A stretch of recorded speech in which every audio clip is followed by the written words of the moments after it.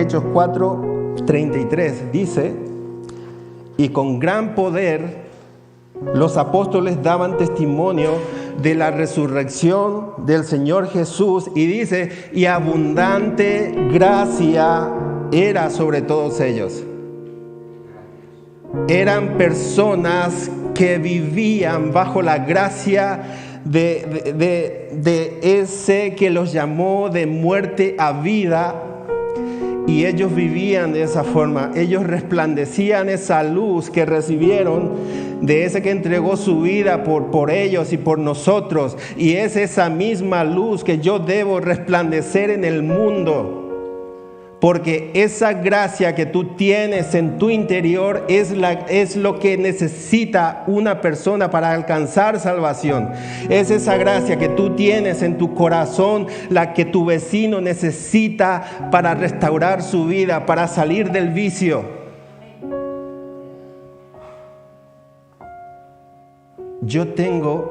Jesús dice, de gracia recibisteis. Entonces, esa gracia que yo he recibido, eso no es para que yo la guarde. No seas como el que recibió una moneda y que fue y lo guardó. Esa gracia que tú recibiste la tienes que volver a dar. Porque es esa misma gracia la que va a traer salvación a muchas personas, la que va a traer sanidad, la que va a traer milagro a la vida de muchas personas, que va a ser testimonio y para gloria y honra de ese que entregó su vida por ti. Yo no puedo esconder esa gracia. Yo soy portador y yo tengo que volver a dar esa gracia. Si tú eres de los que esconden los regalos y no los abres, tú no vas a disfrutar de ese regalo. Los regalos se disfrutan, disfruta. Esa gracia fue un regalo para ti, disfrútalo. Abre ese regalo y disfrútalo. Y sabes, cuando tú disfrutas, tú quieres compartir ese gozo con otras personas. Y entonces disfrútalo con tus vecinos, con tus familiares, con cualquier persona que se te cruce en el camino. Comparte con él ese gozo de esa gracia que tú tienes en el corazón.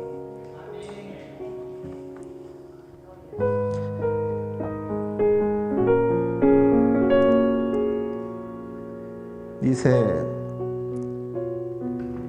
el hombre cojo estaba esperando algo de Pedro y de Juan. Pero Pedro le dice, no tengo oro ni plata, pero lo que tengo te lo doy. ¿Qué era lo que tenía Pedro y Juan? ¿Qué era lo que tenían ellos? Esa gracia. Esa gracia.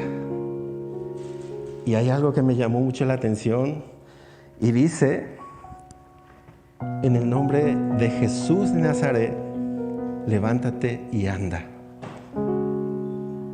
Aquí hay poder, mi hermano, aquí hay poder.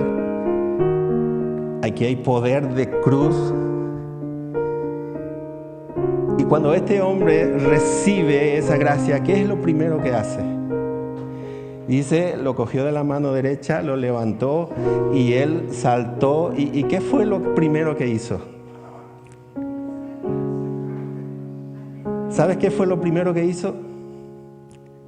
Entrar en el templo. ¿Sabes a dónde te lleva la gracia? A la presencia de Dios. Esa gracia, ¿sabes qué? Este hombre tenía más de 40 años. Y en ese tiempo, en el templo no se les permitía entrar a los minusválidos, a los cojos, a los inválidos. Ellos no podían entrar en el templo. Y lo primero que sintió en el corazón es la de buscar la presencia de Dios. La de entrar en el templo era algo que nunca pudo hacer en su vida, pero cuando él recibió la gracia, eso fue lo primero que vino a su corazón, entrar a la presencia de Dios. Y el otro día estaba mirando, cuando estaba leyendo, estaba viendo en la tele, en el YouTube, un video, una meditación de este pasaje. Y él cuando recibe la sanación, se levanta, se da la vuelta y ve el templo delante de él. Y lo contemplaba con un resplandor en su rostro. Y empezó a dar sus pasos, caminando hacia el templo. Y cuando llega a la entrada, había 2 guardias. ¿Y qué es lo que hace? Él se para en la entrada y mira a los guardias. ¿Por qué? Porque los guardias nunca le dejaron entrar en el templo. Pero ese día él sí podía entrar en el templo. ¿Por qué? Porque había recibido esa gracia, ese milagro de aquel que murió por él en la cruz. Y era un testimonio vivo de que Jesús seguía haciendo milagros y de que hoy Jesús sigue haciendo milagros.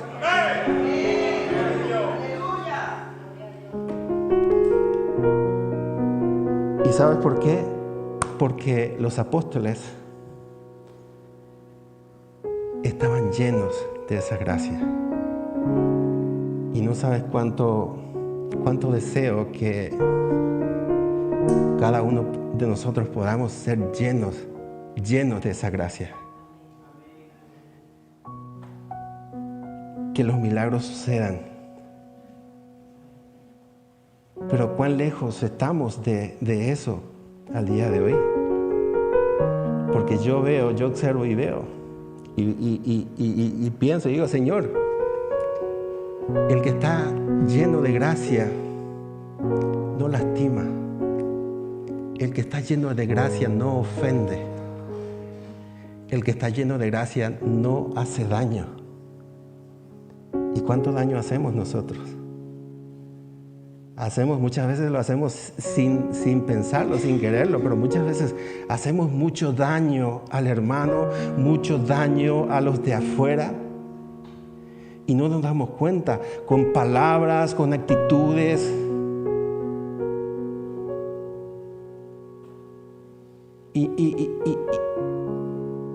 Y ¿sabes qué? Cuando ofendemos, ¿qué pasa con la gracia? ¿Sabes qué? Va menguando. Cuando pecamos, la gracia va menguando en nuestra vida. Cuando hacemos algo malo, la gracia va menguando en nuestra vida. Pero tenemos un Dios tan grande y tan misericordioso que siempre nos está esperando con los brazos abiertos. Este Pedro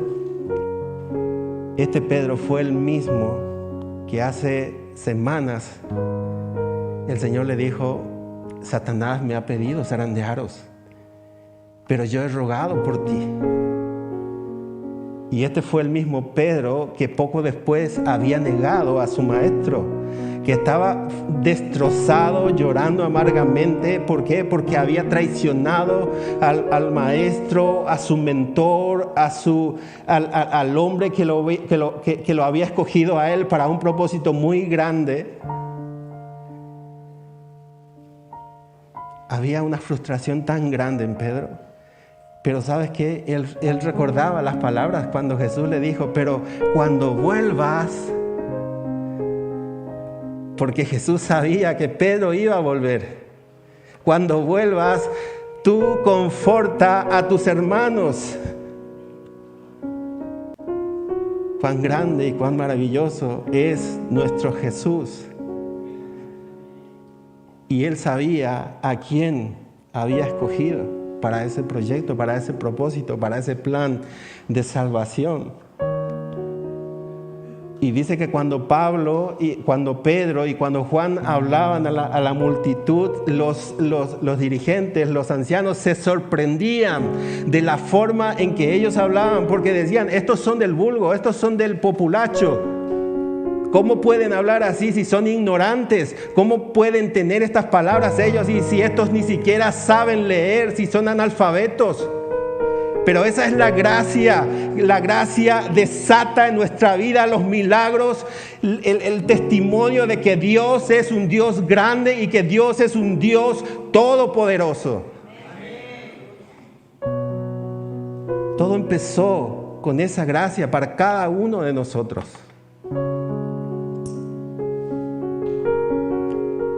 Todo empezó con esa gracia para nosotros. Pedro dice,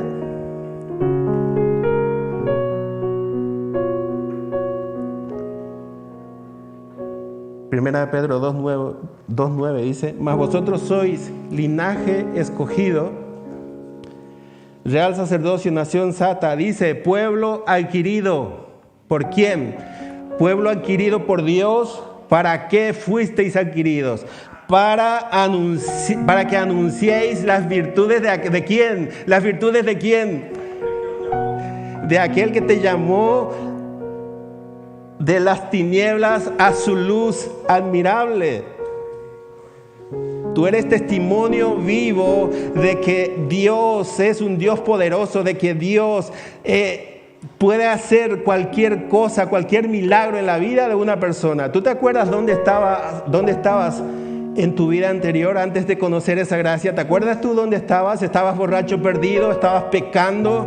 ¿Estabas viviendo una vida en pecado? ¿Estabas viviendo una vida en desorden? Hasta que llegó alguien y compartió esa gracia y tú recibiste esa vida. Y ese milagro llegó a tu vida y cambió totalmente tu vida.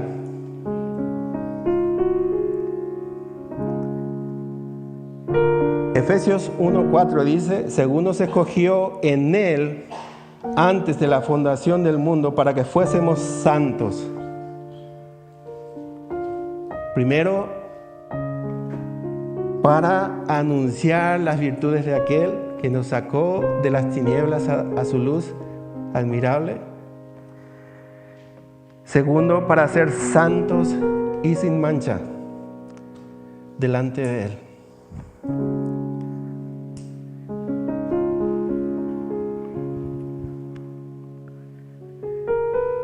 Deuteronomio 7:6 dice, porque tú eres pueblo santo. Tú eres un pueblo santo, tú has sido llamado a vivir en santidad para Dios. Porque dice en la epístola de Tito, porque Él te escogió para sí, para Él. Y sabes una cosa, Él no te quiere compartir con nadie. Él te quiere solamente para Él. Jehová tu Dios te ha escogido para hacerle un pueblo especial. Dice, más que todos los pueblos sobre la tierra. Dice Pablo, le dice a Tito, porque la gracia de Dios se ha manifestado para salvación a todos los hombres, enseñando que renunciando a toda impiedad y a los deseos mundanos vivamos en este siglo. ¿Cómo tenemos que vivir en este siglo? Sobria, justa y piadosamente. Dice, aguardando la esperanza bienaventurada. ¿Qué es la esperanza bienaventurada? El regreso de nuestro Señor Salvador. Pero hasta que llegue esa esperanza bienaventurada, tenemos que seguir lidiando con los pensamientos, tenemos que seguir lidiando con el pecado, tenemos que seguir lidiando con el vecino, con los familiares. A mí la Biblia no me enseña que yo voy a tener una vida en paz, una vida de relax, sino todo lo contrario. Jesús me dice que tendremos aflicciones. En el mundo tendremos aflicciones. Pero tenemos la esperanza. Él dice, Pablo dice, el que empezó la buena obra en vosotros, la irá perfeccionando hasta el día de Jesucristo, hasta este tiempo, hasta la esperanza bienaventurada, hasta que vuelva nuestro Señor, seremos cambiados y transformados. Pero muchas veces el Señor se servirá de las dificultades, de los problemas, para traer cambios a nuestras vidas. Entonces, no nos quejemos cuando tengamos problemas. No nos quejemos, sino demos gracias a Dios, porque ese problema, esa dificultad quizás traiga un cambio en tu vida.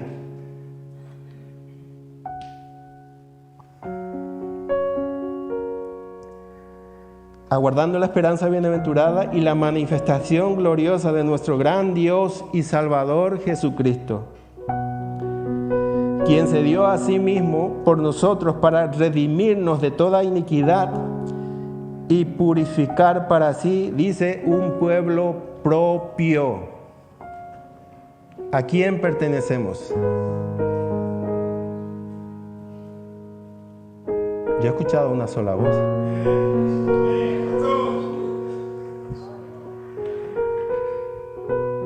Y fíjate en lo que dice aquí: celoso de buenas obras. Celoso de buenas obras. Esa debe ser mi actitud. Cuando Pablo le habla a Timoteo, vamos a ir a Timoteo, 1 Timoteo 3.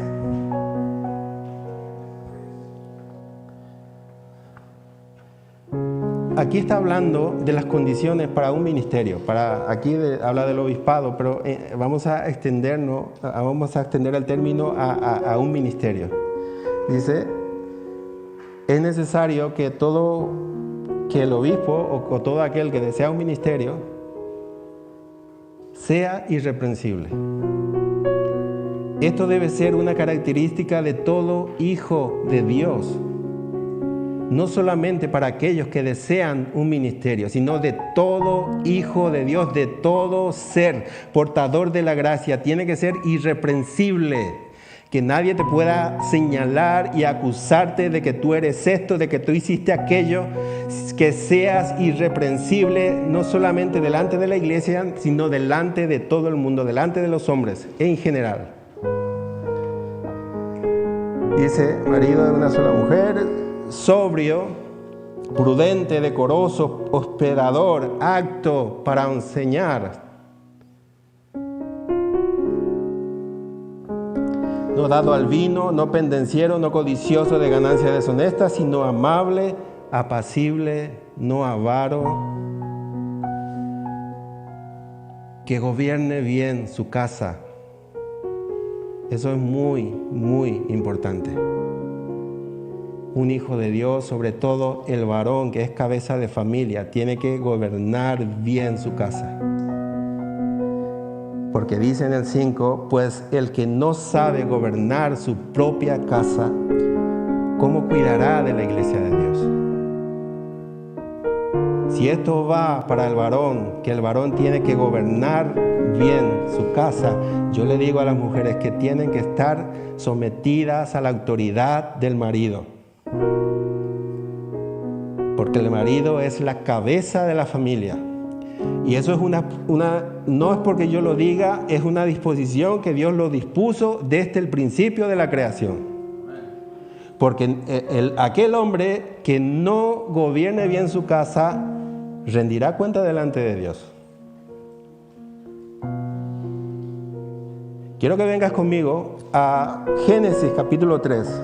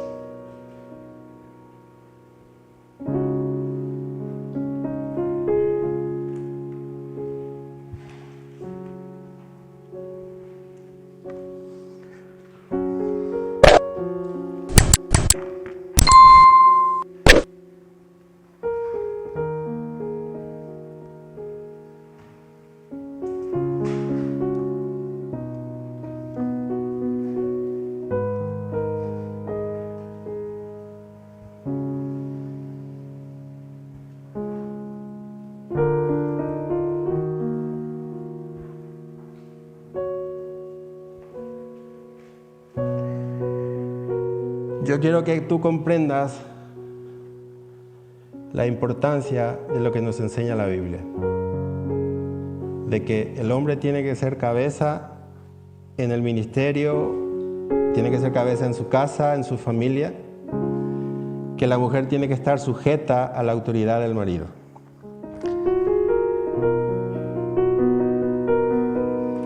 Cuando ellos pecaron, cuando Dios viene a ellos y le habla, primeramente le dice a la mujer, en el capítulo 3, versículo 16, a la mujer le dijo: multiplicaré en gran manera los dolores de tu preñeces, con dolor darás a luz los hijos, y tu deseo será para tu marido, y él se enseñoreará de ti.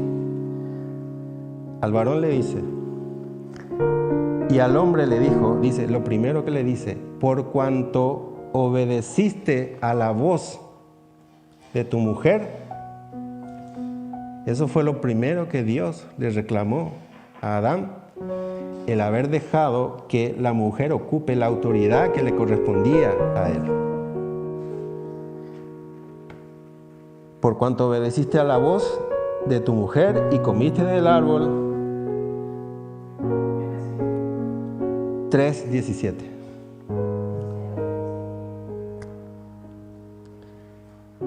Yo quiero que comprendas que lo que la Biblia me enseña, que no nos podemos saltar ninguna ordenanza de Dios, no podemos hacer oídos sordos a lo que dice la palabra, porque Dios va a demandar a aquel que hace oídos sordos a su palabra. ¿Por qué? Porque su palabra está para ser obedecida y para ser cumplida.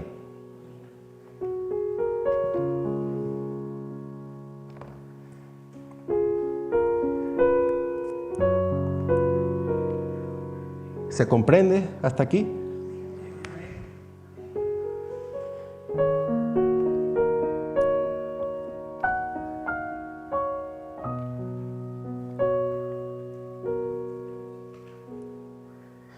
Vamos a volver a primera de Timoteo, seguimos con el pasaje. Dice, versículo 5, pues el que no sabe gobernar su propia casa, ¿cómo cuidará de la iglesia de Dios? Dice 6, que no sea un neófito. ¿Qué quiere decir neófito? Que es un ignorante, que no conoce. Que un hijo de Dios tiene que estudiar la palabra de Dios, tiene que estudiar la doctrina de Jesucristo y tiene que conocerlo a la perfección. El versículo 7 es algo muy importante. También es necesario que tenga buen testimonio con los de afuera. Tú tienes que tener un buen testimonio con la gente de afuera si tú quieres impactar la vida de esas personas. Si tú no tienes un buen testimonio, ¿cómo vas a hacer que esa gente reciba esa gracia? Es imposible que si tú no tienes un buen testimonio, es imposible que esa persona va a recibir lo que tienes tú, frustración. Porque si tú no tienes un buen testimonio es porque hay frustración en tu corazón, hay tristeza, hay amargura. Y eso es lo que tú vas a dar a esa persona. Porque dice la Biblia que del tesoro del corazón habla la boca. Y si tú tienes el corazón lleno de gracia, eso es lo que va a hablar tu corazón. Eso es lo que va a salir de ti. Eso es lo que va a desear compartir tu corazón, tus labios, tu mente. Va a desear que la gente reciba esa gracia que hemos recibido cada uno de nosotros. Esa gracia que trajo un cambio a tu vida, que hizo un milagro, un gran milagro en tu vida. Eso es lo que va a desear tu corazón compartir a los demás.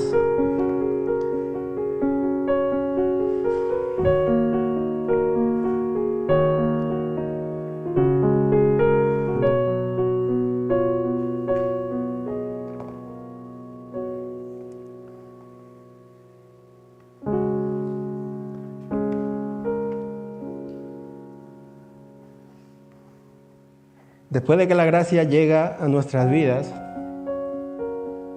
hay virtudes en nosotros que deben ser perfeccionadas por el Señor. Y hay otras virtudes que se irán agregando a nuestro carácter, a nuestra actitud. ¿Para qué? Todo para la gloria y la honra de nuestro Dios.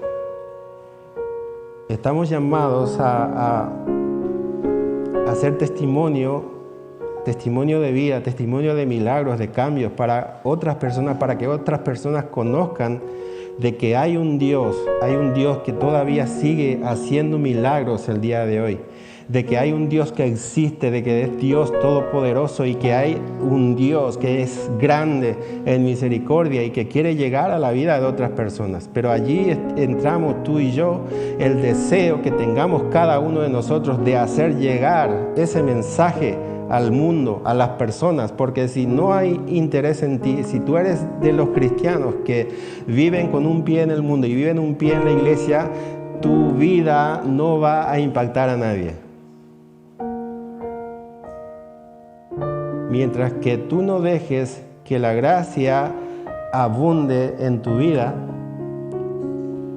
no vas a impactar a nadie. Pero cuando dejes que el Señor tome el control de tu vida y dejes que Él sea el que guíe tus pasos en todos tus caminos, allí el Señor sí hará de ti un instrumento poderoso para llegar a la vida de otras personas. Y tú no necesitarás hacer casi nada, porque se encargará el Señor de traer personas a tu vida para que tú le des el testimonio, para que tú le des el testimonio de ese cambio en tu vida. Pero si mientras sigamos viviendo tibiamente, ¿sabes una cosa? Hay una condenación sobre nosotros. Porque ¿qué hará el Señor con los que son tibios?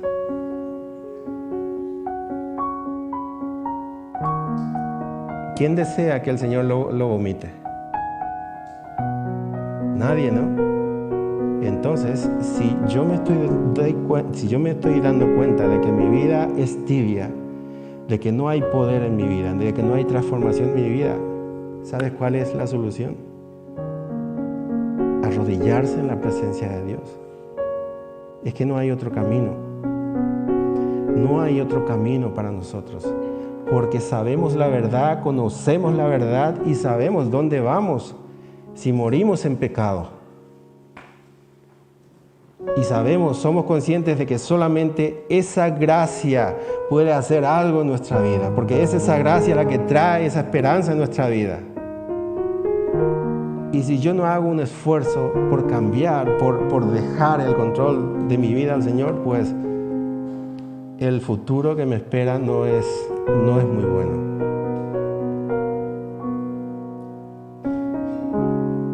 ¿Sabes una cosa? Cada día necesitamos encerrarnos.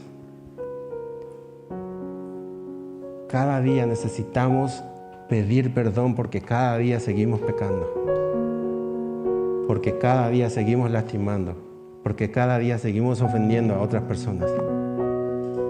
Y necesitamos encerrarnos, humillarnos y pedir perdón por los pecados que hayamos cometido y pedir al Señor que sea Él el que tenga el control de nuestras vidas.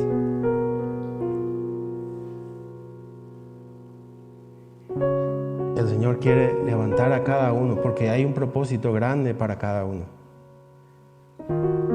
Estamos llamados para anunciar las virtudes de aquel que puede sacar al mundo de la oscuridad. Estás llamado para algo grandioso, para algo muy grande. Estás llamado a ser guía para miles y miles de personas. Estás llamado para hacer luz, para hacer ejemplo a miles y miles de personas. Es una responsabilidad muy grande para cada uno de nosotros.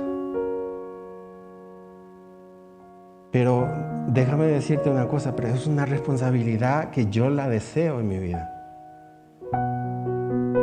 Llega un momento en la vida de uno en que uno comprende que lo material es superficial, que todo se acaba, que todo lo material, que todo por lo que uno se esfuerza en la vida se va a acabar en algún momento. Y que todo lo que permanece es aquello que viene del Señor. Y si yo descuido aquello que viene del Señor, pues yo también voy a desaparecer en algún momento.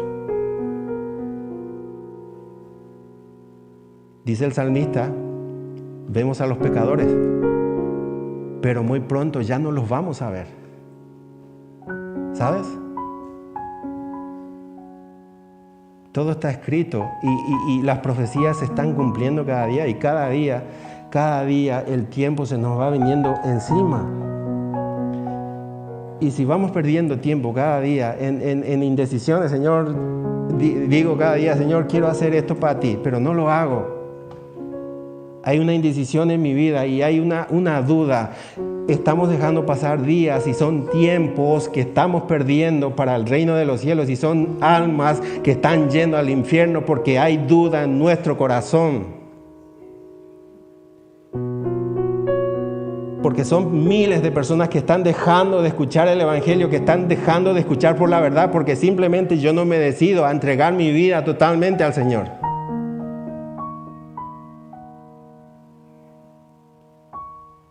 Pero ¿sabe mi hermano qué es lo peor de todo?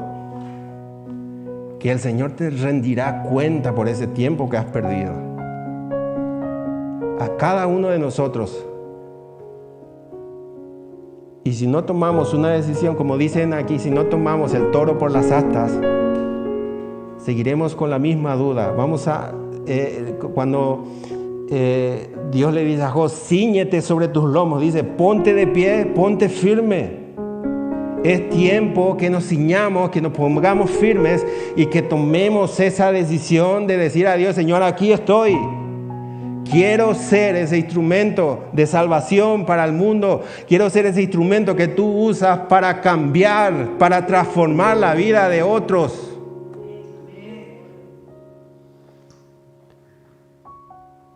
Y si tú no tomas esa decisión,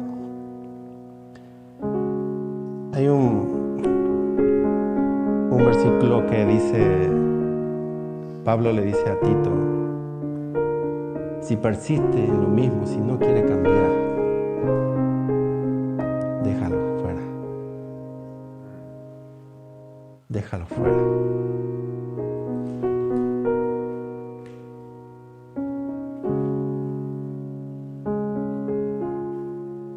Pero si tú tomas la decisión de decidir por la vida, hay un futuro, hay un horizonte maravilloso que te espera.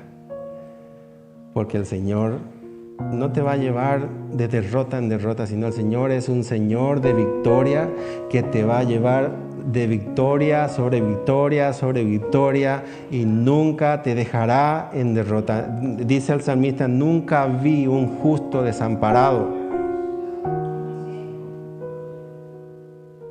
Y cuando tú tomas la decisión firme de servir al Señor, el Señor nunca te desampara. Podemos tener dificultades, podemos tener necesidades económicas, materiales. Quizás llegue alguna frustración en nuestra vida por alguna circunstancia, pero déjame decirte que el Señor siempre está allí para ti. A veces llegan situaciones muy dolorosas para cada uno de nosotros, situaciones difíciles, y nos preguntamos, Señor, ¿por qué me pasa esto? Pero el dolor es temporal, el dolor se acaba, el dolor no dura por la eternidad.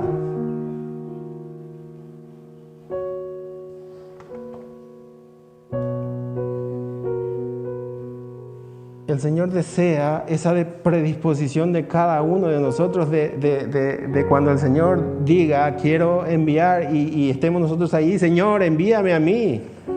Aquí estoy para servirte. Y no importa si el Señor te envía a China, si te envía a Rusia o a cualquier lugar del mundo, sea el lugar donde tú estés, allí el Señor estará contigo. Allí te acompañará esa gracia, allí estará contigo su Espíritu Santo, el Consolador, que te acompañará en todo momento, que traerá guía a tu vida para que tú puedas hacer lo correcto, para que tú puedas cumplir la voluntad de Dios a la perfección.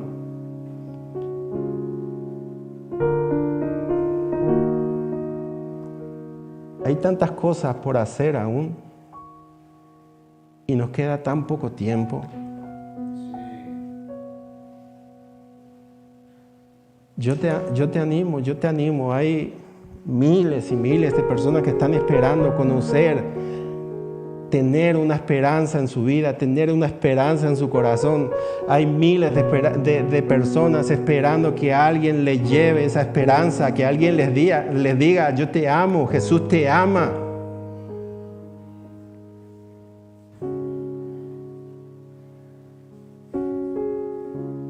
Y estamos nosotros para decirle a esa persona que Jesús le ama.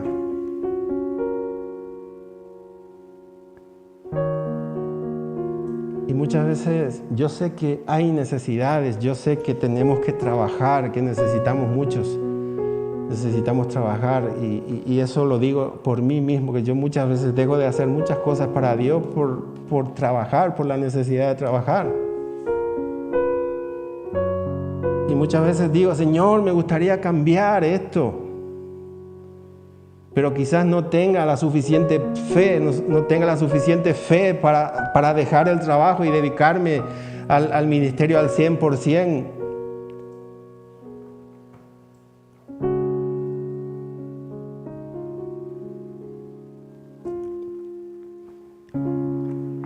Tú eres portador de esa gracia que va a ayudar, que va a salvar, que va a traer restauración a la vida de miles y millones de personas. No dejes que pensamientos te hagan pensar lo contrario. No dejes que deseos se interpongan en lo que Dios quiere hacer en tu vida, porque cuando Dios hace algo en tu vida, ya está pensando en hacer milagros en la vida de otras personas a través de tu vida. Porque mientras más te resistes, más tardará Dios en actuar en tu vida, en cambiar tu vida. Necesitamos ser sumisos a la voz del Espíritu Santo. Necesitamos aprender. Sabemos que hay muchas voces en la mente, muchas voces que nos hablan y muchas veces nos confundimos, pero necesitamos pedir al Señor que nos ayude a conocer cuál es su voz.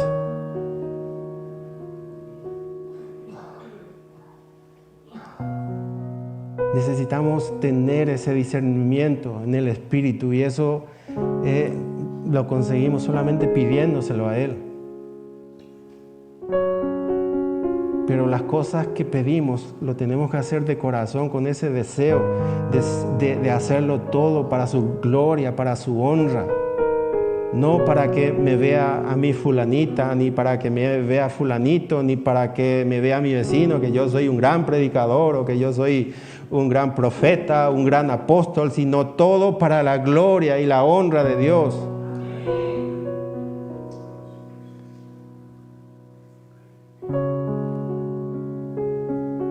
Yo necesito ser como Jesús. Jesús dice, yo soy manso y yo soy humilde. Necesitamos tener esa mansedumbre que tiene Jesús. Pero para tener esa mansedumbre necesitamos entrar en un nivel de entrega superior a la que nosotros estamos acostumbrados. En un nivel de renunciamiento, de renunciar a cosas, de renunciar a personas, de renunciar a trabajos, de renunciar a sueños, de renunciar a deseos, para que la gloria de Dios se cumpla en tu vida, para que el propósito de Dios se cumpla en tu vida.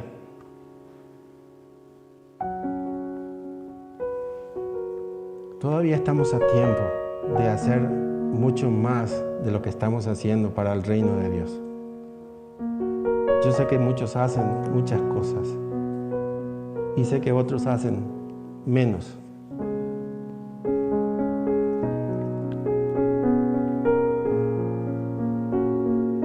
Hay una esperanza bienaventurada y esperamos el regreso de nuestro Señor Jesús. Pero mientras llega ese tiempo en que Él vuelva a llevar a su iglesia,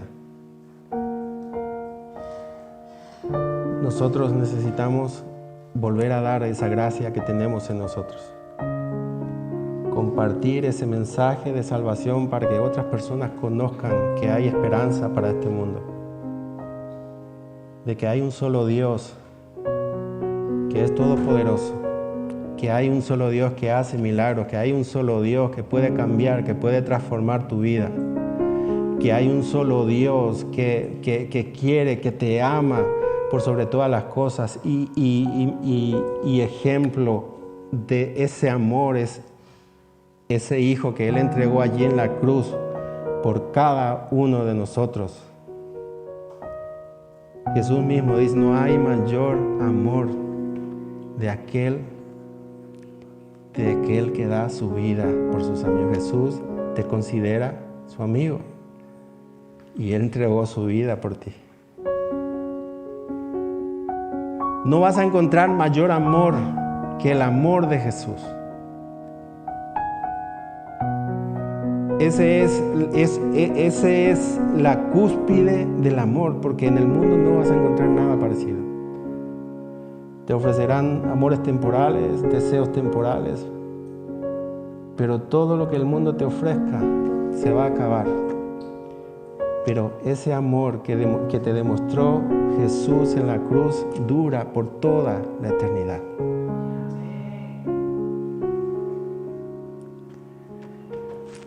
Deseo que el Señor te haya hablado, que esta palabra pueda traer un cambio en tu vida, pueda traer un cambio en tu corazón. Porque yo siento que el tiempo se acaba y necesitamos hacer mucho más por el reino de los cielos. Hemos recibido mucho del Señor y necesitamos dar mucho más por el Señor. Quiero invitarte a que te pongas de pie y vamos a orar.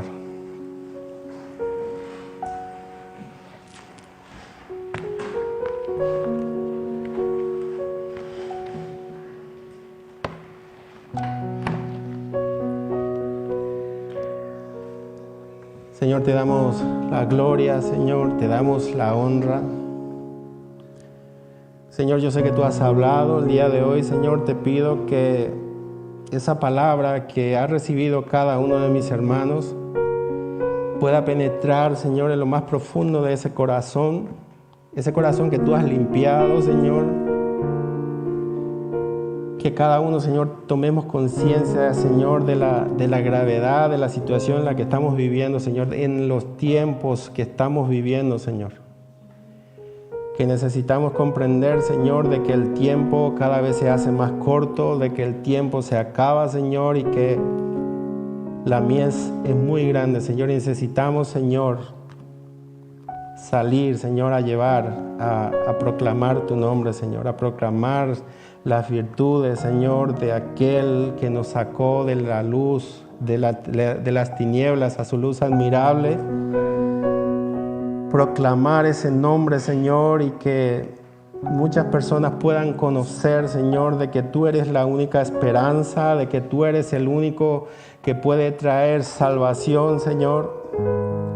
Clamamos misericordia, Señor, primeramente que tengas misericordia de nosotros, Señor, de nuestras dudas, de nuestras incredulidades, que nos ayudes, Señor, a comprender tus propósitos, que podamos, Señor, aprender a escuchar tu voz, a aprender a obedecer tu palabra, Señor, a obedecer, Señor, lo que está escrito, Señor, en tu palabra. Te pedimos, Dios, tu ayuda, Señor, en nuestras vidas. Sabemos, Señor, que los tiempos son malos, que los tiempos son difíciles, Señor, pero tenemos la esperanza de que tú, Señor, nos acompañas en todo momento, Señor. Te pedimos, Dios, Señor, por aquellos que van a escuchar este mensaje, Señor, que también obres en esas vidas, en esos corazones, Señor. Pedimos misericordia para esta ciudad, Señor. Señor, tú has dicho, Señor, en tu palabra, Señor, que donde abundó el pecado, Señor, sobreabundó la gracia, Señor. Ayúdanos, Señor, a hacer sobreabundar esa gracia, Señor. A hacer sobreabundar esa gracia, a poder llevar, Señor, a las calles a proclamar en las calles, Señor, de que tú eres, Señor, el único que puede darnos salvación, el único que nos da una esperanza, Señor. También pedimos, Señor, misericordia por Benalmádena, Señor. Pedimos, Señor, que tú traigas obreros para esa mies, Señor. Que ponga, Señor, en el corazón de cada hermano, Señor, de que es necesario, Señor, salir a llevar ese mensaje, Señor, que si callamos nosotros, Señor, muchos dejarán de alcanzar, Señor, esa gracia. Te pedimos, Dios, tu ayuda, tu misericordia, Señor. Que seas tú, Señor, en nuestros corazones, Señor, que seas tú, Señor, guardándonos, Señor, de todo pecado. Que nos ayude, Señor, en cada momento, en cada circunstancia de nuestras vidas, Señor. Te bendecimos, te adoramos, Señor, y glorificamos tu nombre, Señor. Reconocemos tu grandeza y reconocemos, Señor, nuestra extrema necesidad de ti, Señor. Te bendecimos, Señor, y te glorificamos, Señor, en el nombre de Jesús, Señor. Amén y amén. Que el Señor te bendiga.